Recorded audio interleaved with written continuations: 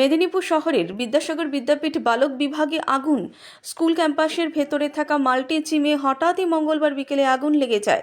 School ছুটি হয়ে গেলেও বিদ্যালয় প্রাঙ্গণে ছাত্ররা থাকার কারণে আতঙ্ক ছড়িয়ে পড়ে। ইতিমধ্যেই দমকলের একটি ইঞ্জিন আগুন নেভানোর কাজ চালাচ্ছে। শর্ট সার্কিট থেকে আগুন বলে প্রাথমিক অনুমান। কিসের থেকে আগুন লেগেছে বলতে পারবো না। আমরা খবর পেয়ে এলাম, এসে দেখলাম যে আগুন জ্বলছে। ফায়ার ব্রিগেড এসেছেন, তারা কাজ করছেন, নেমানো কাজ করছেন। আমার পুরনো স্কুল, খবর পেয়ে দৌড়ে এসেছি একজন জনপ্রতিনিধি হিসাবে।